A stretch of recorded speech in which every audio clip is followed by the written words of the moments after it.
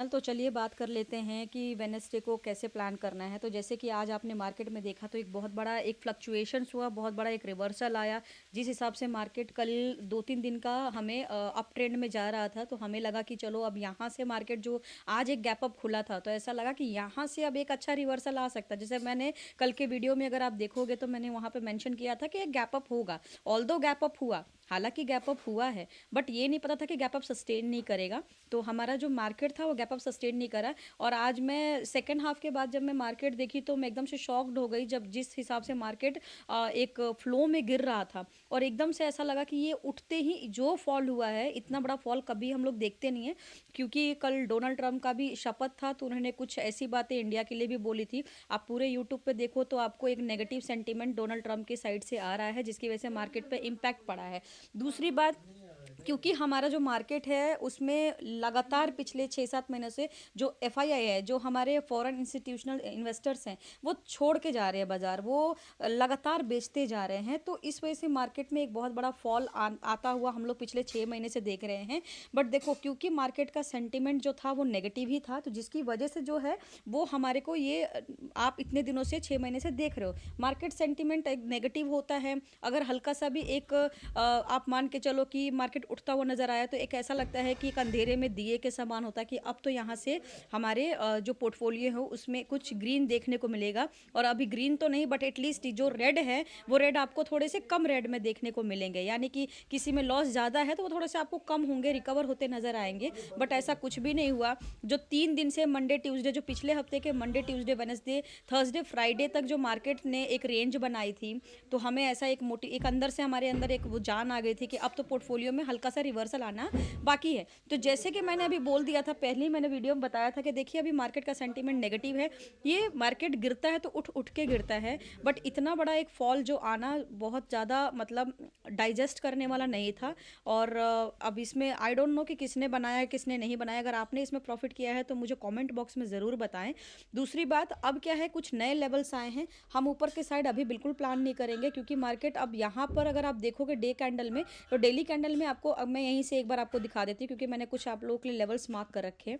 तो जैसे कि अगर आप डे कैंडल देखोगे तो डे कैंडल में ये जो 1 2 3, ये 3 दिन से जो एक हमारे को एक अच्छा सा रिवर्सल पिछले हफ्ते से देखने को मिला था, तो जो आज ऊपर की तरफ खुला था, तो ऐसा लगा कि अब यहाँ से सीधा जो मार्केट है वो 23,500 और फिर उसके बाद 600 का आंकड़ा पार करेगा, फिर कहीं गिरने के चांसेस हो सकते हैं। बट ऐसा उसने किया नहीं। उसने आज 400 के तकरीबन 423 के आसपास, 23 मतलब 423,420 के आसपास, 18 19 20 के आसपास यही कुछ रेंज था। और फिर वो रेंज कल कल ही अगर हमने देखा जाए तो कल ही ये रेंज आ गया था 495, तो 395 तो कल ही रेंज था। तो मुश्किल से 15-20 पॉइंट बढ़े हैं, 20-25 पॉइंट।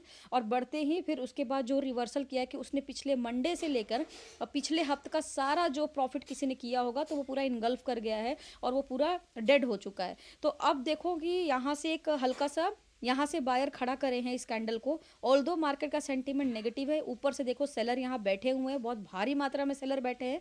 और यहाँ पर हल्का सा मार्केट में जो आपको बायर्स दिखते हुए नजर आ रहे हैं। तो जैसे कि आप कैंडल में ही देख रहे हो कि नीचे का जो विग है, नीचे का विग जो है कम है, ऊपर का जो प्रेशर है वो ज़्यादा है, तो अभी सेलर्स एक्टिव है। तो हो सकता है कल मार्केट में एक गैप डाउन भी हो जाए। तो मेरा तो सेंटीमेंट है, जिस हिसाब से मैं कैंडल को देख रही हूँ, मुझे गैप डाउन लग रहा है। और क्योंकि अभी निफ्टी का जो लेवल्स है, अगर आप देखोगे तो जब एक हेड एंड शोल्डर पैटर्न बनता है तो हेड एंड शोल्डर पैटर्न में गिरावट अच्छी खासी होती है। अभी ये गिरावट है नहीं, अभी तो नेकलाइन से धीरे धीरे क्रॉस करना शुरू किया है। मुझे ऐसा लगता है कि कल के दिन हो सकता है 22,860 का भी एक आंकड़ा पार कर सके, या फिर ये वन टाइम में ही कल आपको गैप डाउन में ही नजर आ जाए। उसके बाद हो सकता है यहाँ सस्टेन करके थोड़ा के साइड ऊपर जाए, और ऊपर जाएगा वही जो आज हम पूरे दिन में लेवल देखे हैं।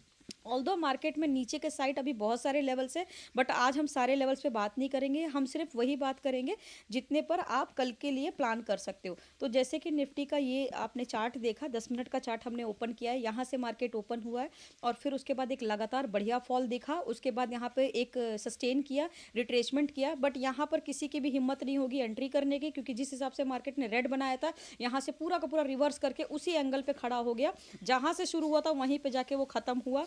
तो अगर किसी ने यहाँ पर रेड में देखकर किसी ने सेलिंग की होगी और वो रुका नहीं होगा, तो उसका पूरा का पूरा यहाँ पे या तो एसएल हिट हुआ होगा या तो पूरा खत्म हो गया होगा।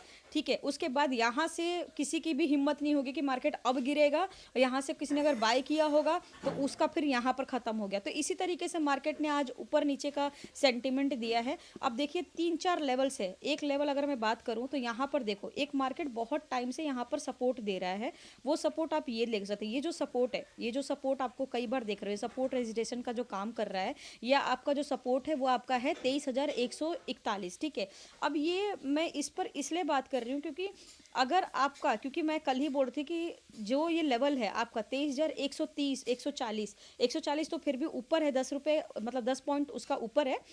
130 का लेवल अगर वो तोड़ेगा तो मतलब अच्छा एक शार्प रिवर्सल कर सकता है, और आज वही हुआ कि 130 का वो पॉइंट तोड़ा है और 23,130 तोड़ा है, और तोड़ के फिर वो सीधा आया है 22,977 पर रुका है। ठीक है, अब यहाँ से एक रिवर्सल हुआ है, बट मुझे ऐसा लगता है कि क्योंकि अगर देखा जाए सेंटीमेंट तो नेगेटिव है, दूसरा यहाँ पे एक फ्लैग पैटर्न बन रहा है, इन्वर्टेड बियरिश फ्लैग पैटर्न, तो कल हो सकता है कि गैप डाउन ही खुल जाए। मुझे ऐसा क्यों लग रहा है, क्योंकि मैं चार्ट देख रही हूँ उस हिसाब से मुझे गैप डाउन लग रहा है।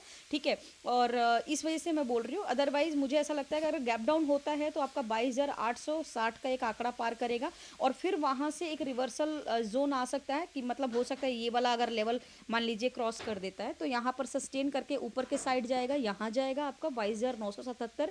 ये लेवल अगर क्रॉस कर देगा तो फिर एक लेवल हमारा ये रेसिस्टेंस रहेगा, ये हमारा रहेगा 23,050। ठीक है, उसके बाद अगर यहाँ सस्टेन करता है तो अगेन हम फिर ये वाला लेवल टेस्ट कर पाएंगे 23,122, एंड देन नेक्स्ट लेवल जो हमारा रहेगा वो का 23,191। ठीक है, उसके बाद हो सकता है फिर से मूवमेंट जो है आपको नेगेटिव और बेयरिश साइड में दिख जाए। ठीक है, तो इस तरीके जैसे आज का आप कैंडल देखो, ऊपर उठा फिर नीचे गया, फिर ऊपर उठा फिर नीचे गया, शार्प ऊपर और नीचे आपको देखने को आ रहा है। तो ये हो सकता है कल अगर आपको लगता है कि अगर गैप अप हो जाए, वैसे गैप अप तो नहीं होना चाहिए, बट हो सकता है मार्केट इस बीच अगर कहीं खुल जाता है, मान के चलिए यहाँ पर अगर कहीं खुल जाता है, पहले 15 मिनट का कैंडल देखेंगे रेड है या ग्रीन है, पॉजिटिव जा रहा होगा तब हम प्लान करेंगे। बट अभी का जो सेंटीमेंट चल रहा है उसमें ट्रेड करना तो मतलब मुश्किल ही हो गया है कि ट्रेड करे या ना करे। बट अगर पहले कैंडल पॉजिटिव दिख रहा है तो हम एक बार को प्लान कर सकते हैं, और अगर पहले कैंडल नेगेटिव दिख रहा है तो हम एक बार नीचे के साइड बेयरिश का मूवमेंट बनाकर प्लान कर सकते हैं। ये रही मेरी निफ्टी का एनालिसिस फॉर वेनसडे। अब मार्केट में अभी रिसेशन भी चल रहा है, अगर आप देखो तो अभी का भी एफ आई आई का 21 तारीख का डेटा में अगर आप देखो तो यहाँ पर 5,920 करोड़ जो है एफ आई आईज ने फिर से मार्केट में सेलिंग की है, और जो हमारे डोमेस्टिक इंस्टीट्यूशनल इन्वेस्टर्स हैं उन्होंने अभी यहाँ पे 3,500 करोड़ की खरीदारी की है। बट क्या लगता है कल मार्केट में, ऑब्वियसली मार्केट नेगेटिव ज़्यादा है, पॉजिटिव कम है, तो हमारे एफ आई आईज लगातार खरीद रहे हैं, डी आईज लगातार बेच रहे हैं। देखिए बाहर का जो बाहर के जो इन्वेस्टर्स होते हैं, जो फॉरेनर इन्वेस्टर्स होते हैं, इनके हमारे बाजार पे इसलिए फ़र्क ज़्यादा पड़ता है क्योंकि वो डॉलर में हमारे यहाँ पे ख़रीदारी करते हैं। ठीक है, और अगर वो बेच के जाएगा तो डेफिनेटली फिर हमारे यहाँ से ज़्यादा पैसा लेके जाएगा। ठीक है, तो इसलिए उनका ज़्यादा हमारे मार्केट पे इफेक्ट पड़ता है। और अगर आप देखो तो आप लगातार डेटा उठा कर देख लो कितनी बड़ी बड़ी उन्होंने बिकवाली की है, तो इसका तो सेंटिमेंट मार्केट पर पूरा का पूरा असर पड़ेगा। तो अगर आप चार्ट एनालिसिस करते हो तो आपको हमेशा एफ आई आई का डेटा प्लस आपको एक बार पूरा आपको ग्लोबली डेटा देखना पड़ेगा कि ग्लोबल में चल क्या रहा है। ऑल्दो कल डाउजोन का न्यूज़ नहीं आया, कल डाउजोन वर्किंग नहीं था, हो सकता है कि कल ट्रंप का इनॉग्रेशन था इसलिए वर्किंग नहीं था।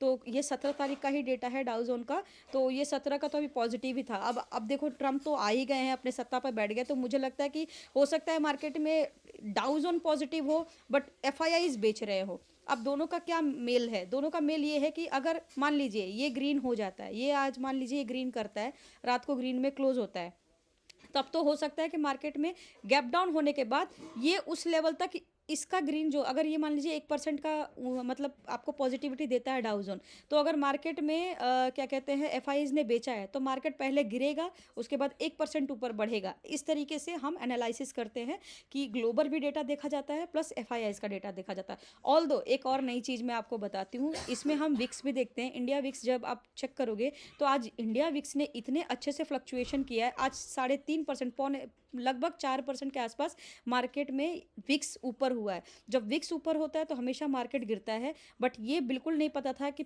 इस तरीके से फ्लक्चुएशन करेगा, क्योंकि कल भी मैं देख रही थी तो विक्स में एक फ्लैग पैटर्न बन रहा था। ठीक है, बट इतना ऊपर फ्लैग लेके जाएगा ये नहीं पता था। अब क्या हो सकता है? अब देखो विक्स में एक ना मोमेंटम आ रहा है, अगर ये गिरेगा तो मार्केट उठेगा। बट अभी क्या है, अभी सेंटिमेंट यही है क्योंकि मार्केट यहाँ से मतलब ये उठ जाए, जितना इसको गिराना हो अभी गिरा ले, उसके बाद ये विक्स जो है क्या कहते हैं गिरना स्टार्ट करेगा। देखो अगर विक्स अभी उठ जाएगा, जितना इसको उठना है अभी उठ जाएगा, 20 तक भी चला जाएगा तो कोई दिक्कत नहीं, क्योंकि अब क्या है ना कि जनवरी मंथ पूरा नेगेटिव गया है। तो जब तक ये मार्केट जो है ना, लोगों की एक थिंकिंग बन गई कि अभी ये जनवरी जनवरी तो नेगेटिव रहेगा, तो जो गिरना हो जनवरी में ही गिर जाए, ठीक है। जनवरी के बाद ना गिरे, एटलीस्ट फरवरी में रिकवरी हो। तो फरवरी में मुझे लगता है कि विक्स को गिरना चाहिए, और जनवरी में मुझे लगता है विक्स कल और बढ़ जाए तो ज़्यादा अच्छा है, क्योंकि जो गिरना है गिर गिरा के ख़त्म हो जाए, एक बार पता लग जाए कि भाई 22,000 का लेवल है निफ्टी का, या बैंक निफ्टी में 47,000 का लेवल है, वो क्लियर हो जाए। बाकी मैं डेली एनालिसिस वीडियो डालती हूँ, मेरे चैनल को please like share and subscribe करें। वीडियो अच्छा लगा हो तो कमेंट भी करें, और मुझे कमेंट करें कि आपने आज प्रॉफिट किया या लॉस किया। दूसरा, मेरे वीडियो अच्छे लग रहे हो तो प्लीज़ अच्छे अच्छे कमेंट करें, अपने फैमिली फ्रेंड्स में जो ये सीख रहे हैं ट्रेडिंग, वो उनको आप वीडियो मेरा शेयर करें। Thank you so much.